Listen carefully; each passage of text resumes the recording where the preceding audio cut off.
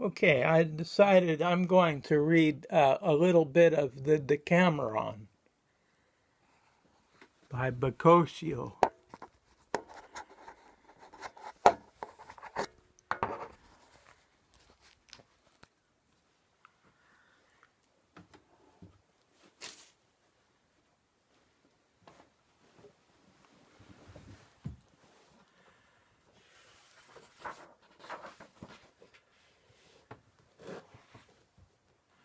The Decameron, preserved to posterity by John Boccaccio. Boccaccio.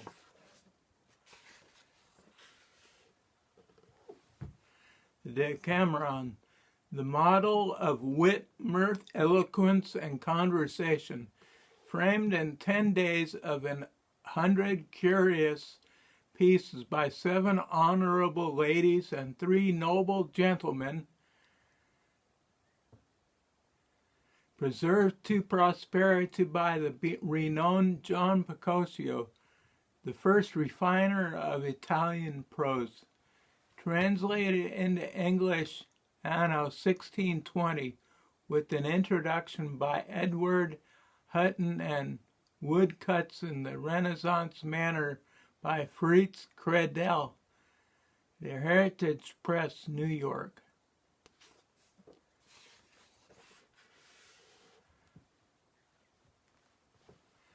A note upon the text. The translation of the Decameron is by an unknown hand.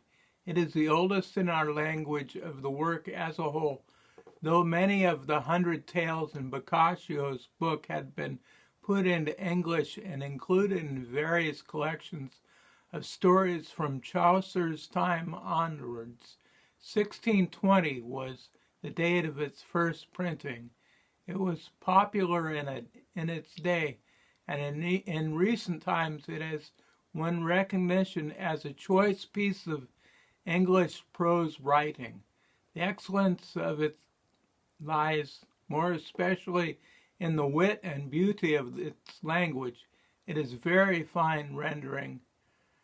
It is very free rendering, a good deal shorter than the original, from which it was made indirectly through the medium of a French version by Antoine Le Macon.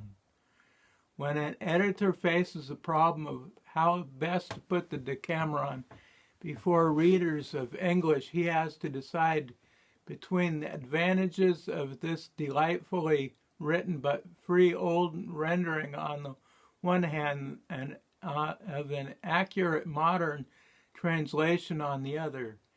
An attempt to combine the merits of both by writing a close translation language of Shakespeare's time was made by John Payne in his earliest complete English Decameron, printed in 1886, but it is only to be expected that one using an idiom that was unnatural to him could hardly achieve the grace and ease which are essential to Boccaccio's conception of the book. A translation omitting one story is a literary style of our time which is both accurate and readable. Is that by J.N. Rigg, available in moderately priced editions. There are also modern translations by Richard Addington and Francis Winmore. In an edition such as this, which aims in its printing and illustration at presenting the Decameron as an artistically worthy form, there was a special reason to choose the text which has the greatest literary merit, and this old version, though it omits or alters passages of the Italian, preserves the sense admirably, and with it much of the manner of the original. It could hardly do so if it had not come from the age in English letters corresponding most nearly to the Italian Renaissance. Boccaccio wrote the story within a year or two of 1354, but it was not for another century and a half that Englishmen could enter fully into his world. and we can probably come to nearer to it now than through the mediation of the unidentified contemporary of Shakespeare. If the translator had taken liberties only with the manner of the stories, adapting them in his natural style, nothing more than a reprint would be needed. That this book is merely that is due to his having left out two of the stories altogether and put others in their place. The two are the 10th novel of the third day and the 6th of the 6th day. They are indisputably part of the book, as Boccaccio wrote it, and it is hardly possible now to present his work without them, whilst the inclusion of the interlopers, which have no particular merit, would be as hard to justify. The omission of the former novels is easily explained by its foolishly bad reputation. Indeed, we believe only the privately printed version of John Payne has hitherto put it all into English, but present-day taste is more offended by Bowdlerism than anything Boccaccio could write, and the story had been faithfully translated anew. The second substitution is not so readily accounted for. Here it was possible and pleasant to fall back on an English Decameron printed in 1702 and use its version of the tale with a few sentences altered for greater clearness. Harry Carter. And then it has a table of contents. Oh, it goes on and on and on. Okay, and general introduction.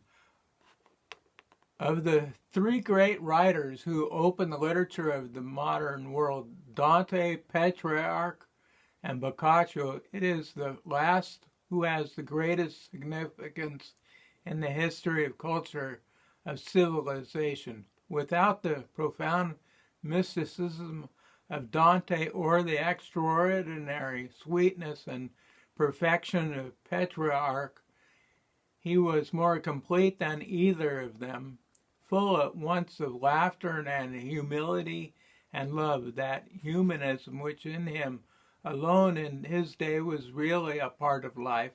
For him, the center of things was not to be found in the next world, but in this. To the divine comedy he seems to oppose the human comedy, the Decameron, in which he not only created for Italy a classic prose, but gave the world an ever-living book full of men and women and the courtesy, generosity, and humanity of life, which was to be the greatest literary influence in Europe during some 300 years. In England, certainly, and indeed almost everywhere out of Italy, the same of Boccaccio stands for a book, the Decameron, yet the volumes he wrote during a laborious and really uneventful life are very numerous, both in verse and prose, in Latin and in Tuscan. He began to write before he was 20 years old, and he scarcely stayed his hand till he lay dying alone in Certaldo in 1375. That the Decameron, his greatest and most serious and various work, should be that by which he is most widely known. It's not remarkable. It is strange, however, that of all his work it should be the only one that is quite impersonal. His earlier romances are without exception Romans, a cleft under a transparent veil of allegory. He tells us eagerly, even passionately, of himself, his love, his sufferings, his agony and delight. He too has confess himself with the same intensity as, say, St. Augustine, but we refuse to hear him. Over and over again, he tells his story. One may follow it exactly from the point to point, divided into periods, name the beginning and the ending of his love, his enthusiasm, his youth and ripeness. Yet we mark him not, but perhaps wisely reach down the Decameron from our shelves and silence him with his own words. For in the Decameron he is almost as completely hidden from us as is Shakespeare in his plays, and yet for all this there is a profound unity in Boccaccio's work, which, if we can but see it, make of all his books just the acts of a drama, the drama of his life. The Decameron is already to be found in essence in the Filocolo, as in the bitter melancholy of Corbaccio, its and folly too, and the sweetness of the songs. For the truth about Boccaccio can be summed up in one statement: almost he was a poet before all things, not only because he could express himself in perfect verse, nor even because of the great and beauty of all his writing, his gifts of sentiment and sensibility, but because he is an interpretive of nature and of man, who knows that poetry is holy and sacred, and that one must accept it thankfully in our fear and humility, that he has expressed himself perfectly in his work is not to be gainsaid, for though we are often ignorant of what he did, we are never in doubt as to his thoughts about things or his sensations from them. The most human writer that the Renaissance produced in Italy, he might seem in humanism to have had but two rivals in the awakening world, Chaucer and Shakespeare, who, as it happens, see the one a lesser and the other a far greater man than he. It is strange that since his life was so full and eager in its desire for knowledge, nothing of the serious account has been written concerning him in English. And this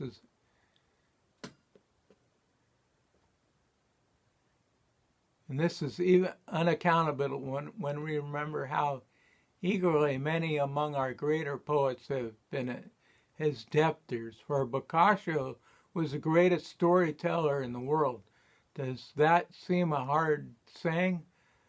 But by what other title shall we greet the author of the Decameron, who is as secure in his immortality and as great in his narrative power as the author of the Arabian Nights, and infinitely greater in his humanism and influence?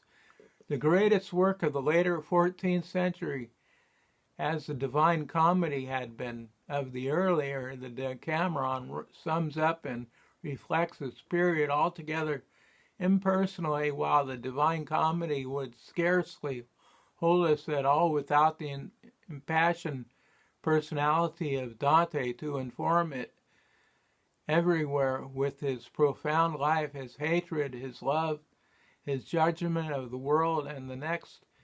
It is strange that the work which best represents the genius of Boccaccio, his humor and his wide tolerance and love of mankind, should in this be so opposite to all his other works in the vulgar tongue, which are inextricably involved in his own personal affairs, his view of things, his love, his contempt, his hatred. Yet you will scarcely find him in all the 100 Tales of